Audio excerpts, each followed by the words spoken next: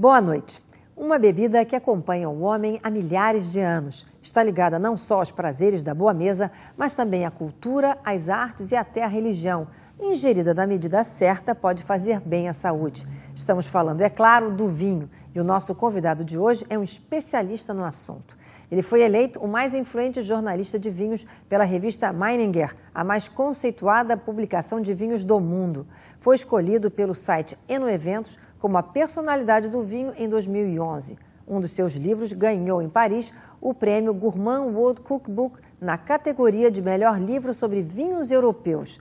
É colunista da revista Veja Rio Online e também colabora com várias publicações estrangeiras. Criou a Escola Mar de Vinho e fundou a Sociedade Brasileira de Amigos do Vinho. Já visitou mais de 500 vinícolas no Brasil e em países como França, Itália, Espanha, Portugal, Grécia, Estados Unidos e África do Sul. Chega a fazer degustação em cerca de 5.000 vinhos por ano. Eu recebo hoje, no Márcia Peltier Entrevista, o jornalista Marcelo Copelo. Marcelo, é um prazer enorme ter você aqui no programa hoje. Vamos falar sobre vinho, que é um assunto que tem assim, levantado assim, grandes fãs no Brasil, né? Aliás, eu queria saber com você, como é que o Brasil está com relação a vinhos, no sentido assim, cresce o interesse por vinhos no Brasil? Imensamente. O vinho hoje no Brasil é uma febre. Por um lado, aumenta a base da pirâmide, o vinho é cada vez mais popular, pessoas novas descobrem o vinho, pessoas que não bebiam vinho antes começam a beber, em camadas das mais diversas da sociedade. A classe C está descobrindo o vinho agora. O consumo de luxo de vinho cresceu muito. Desses novos consumidores, há alguns de poder aquisitivo muito alto que preferem hoje em dia dizer que tem uma adega recheada do que dizer que tem um iate, um helicóptero. Quer dizer, está trocando objeto de desejo? Sim. O enoturismo explodiu, o brasileiro viaja muito para a Europa, para a América do Sul, atrás de vinho, para buscar vinho. O vinho instiga as pessoas. Sim, enoturismo, é um nicho fortíssimo. O vinho instiga você a viajar, porque vinho é a origem, você precisa conhecer a origem do vinho para conhecer bem o vinho. E nada como provar o vinho na origem. Então, visitar uma vinícola é natural para quem gosta de vinho. E aqui na América do Sul, quais são os roteiros mais procurados? Bom, os mais procurados são Mendoza, na Argentina, a Serra Gaúcha, que já recebe muito bem no Brasil, e no Chile, viajar para Santiago e visitar Colchagua, visitar Maipo e Colchagua é clássico. Mas os vinhos aqui das Américas, assim, eles já estão considerados de boa qualidade? Sim. Porque aí existia sempre um preconceito, o vinho brasileiro, as pessoas não valorizavam tanto, né? Agora, como é que está o vinho brasileiro? Melhorou muito. Eu tenho provado, há 11 anos eu faço provas anuais consistentes às cegas de vinhos brasileiros. Acompanho esse crescimento passo a passo. O que é provas às cegas? É você provar sem saber que vinho é. Eu recebo a taça com líquido dentro, provo e avalio, sem preconceito. Sei. E essa é a melhor maneira de provar vinho. E essas provas me dizem que o Brasil melhora sim, ano a ano, um pouquinho. Estamos evoluindo, chegando lá. Qual é o grande achado para você ter um bom vinho? Bom, os fatores que definem um bom vinho são muitos. Desde o solo, matéria-prima, como é que você trata a uva, como você colhe, como você planta, como você macera, que barril usar. São muitas variáveis envolvidas para fazer um grande vinho, ou um bom vinho. Na hora de avaliar isso, eu vejo aroma, cor, sabor e vejo se o vinho está dentro de um padrão onde ele deveria estar. Se eu estou avaliando um Cabernet do Chile, ele tem que parecer um Cabernet do Chile e tem que ter certas qualidades. Se ele tiver essa qualidade, eu dou uma nota e avalio ele num certo nível. Quem está comprando, às vezes o rótulo não diz muita coisa. O rótulo diz, às vezes, a uva, a origem, teor alcoólico, e o contrarótulo diz algumas coisas que nem sempre são verdade, aliás. Nem sempre são verdade? Não, às vezes diz que tem 2 anos em madeira nova e não é verdade.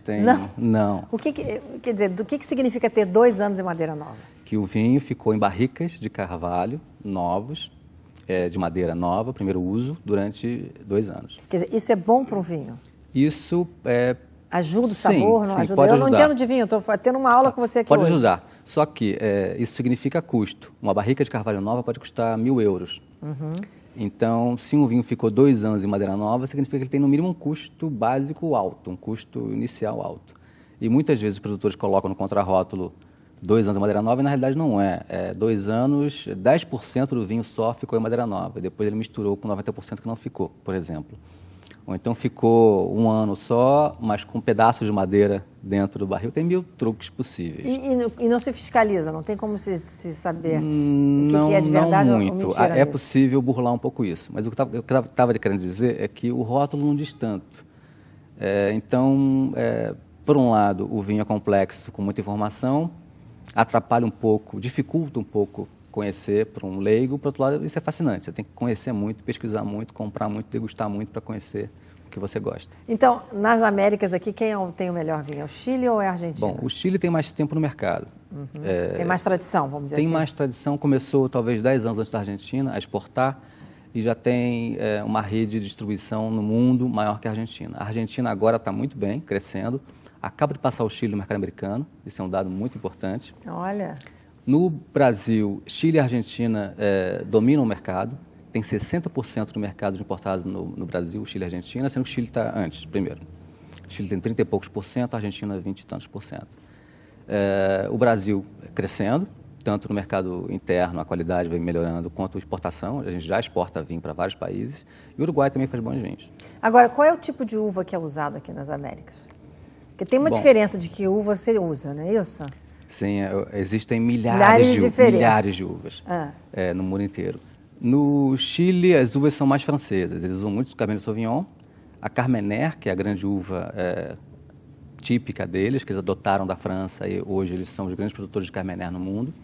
Mas fazem também bons brancos do Sauvignon Blanc, são ótimos os Sauvignon Blanc do Chile, por exemplo. Na Argentina, a grande uva de longe é a Malbec. E eles também fazem um bom vinho branco chamado Torrontés, que é um vinho muito aromático, com aromas de rosas, muito interessante. No Brasil, a gente faz ótimos espumantes de Chardonnay e Pinot Noir, e também com vinhos tintos da uva Merlot na Serra Gaúcha, muito bons, e novas regiões fazendo novos vinhos. A uva Taná, na fronteira do Rio Grande do Sul, com o Uruguai, é muito boa na campanha gaúcha. A Pinot Noir e a Chardonnay são bons em Santa Catarina, na Serra Catarinense. O Nordeste faz bons vinhos de Syrah. O Nordeste faz bons vinhos? Pernambuco está fazendo bons vinhos. Quer dizer, eu pensava que os vinhos tinham que ter uma temperatura mais fria ou mediterrânea. Eu estou surpresa que o Nordeste tenha bons vinhos também. Bom, o ideal para o vinho é ter um mínimo de sol, um mínimo de frescor e um mínimo de água, senão a uva não brota. Mas não tem uma regra fixa de como fazer, em que solo fazer grandes vinhos. O Nordeste tem uma peculiaridade que poucos lugares, acho que nenhum lugar no mundo tem, 2 safras por ano. Você consegue colher, cada 5 meses está colhendo uvas, entendeu? É mesmo? É bem interessante. Porque na Europa é apenas uma. É uma safra por ano, no fim do verão, em setembro. Mas vem cá, mas a Europa, tradicionalmente, é onde se encontram os grandes vinhos, né? Sim, isso não mudou. Isso aí, sem dúvida, né? Sem dúvida. E na França? A França, de longe, é a terra dos grandes ícones. Isso não mudou. Não é? Não mudou. Não mudou e não vai mudar nas próximas décadas, pelo que eu vejo. E qual é o grande diferencial da França? Olha, primeiro, quando a gente fala de ícones, a gente fala de nome, marca, história. É uma marca, os grandes vinhos franceses, Petrus, Romanée Conti, tem, primeiro como marca, um nome construído há séculos, 400 Petrus anos. e Romanée Conti seriam os 2 grandes nomes. São 2 dos nomes mais famosos. Mais famosos. Sim, Quantos anos tem essas marcas? 400 anos, talvez. Nossa, já pensou quanta história aí? É muita história, é muita história. Depois, claro, qualidade. Claro. E mais do que isso, qualidade ao longo do tempo. O que eu quero dizer? Se eu abrir hoje um Romanée Conti safra 31, ele provavelmente vai estar muito bom. Se eu abrir um Petrus safra 1927, ele vai estar maravilhoso. Isso é difícil conseguir. Acho que nenhum país do mundo tem um patrimônio de vinhos com qualidade consistente ao longo dos anos como a França. E qual é o grande segredo, então, do vinho francês? Vinhos bem feitos há séculos. Mas o que é um vinho bem feito? Vinho bem feito, o que é? Primeiro, saber o que plantar em que solo. No Brasil, nós estamos fazendo bom vinho já, mas estamos ainda aprendendo o que plantar aonde. Estamos começando a perceber que é interessante plantar Taná e Cabernet Sauvignon lá perto do Uruguai, e não na Serra Gaúcha, onde o Cabernet Sauvignon não amadurece bem. Os franceses sabem isso há 400 anos. Que coisa. Eles sabem que Pinot Noir fica bem naquele solo calcário da Borgonha e que tem que manejar dessa maneira a vinha, podar, colher dessa maneira, que a madeira ideal é essa, que a tosta da madeira deve ser assim, assado. Cada detalhe da produção eles já conhecem há muito tempo. Sabem, então, que o ideal era aquela maneira. de geração para geração. Quando um francês nasce numa família que faz vinho, ele não tem que pensar muito. É só repetir o que o avô fazia, o que o bisavô fazia. Olha só, nós vamos ter que ir agora para o intervalo. E, Marcelo, eu queria voltar falando sobre, então, os grandes vinhos, os vinhos que realmente são aqueles que nos... Nossa, que alcançam preços no mercado inacreditáveis, né? Qual o vinho mais caro que você já viu? Bom, vinho é um artigo de luxo. O artigo de luxo sofre especulação. Num leilão, o vinho pode custar $500 mil, foi o vinho mais caro da história. Já pensou, hein? Depois você conta um pouco essa caro, história, tá bom? Claro. Nós voltamos já com o Marcelo Cupiello, jornalista especialista em vinho aqui no Copacabana Palace.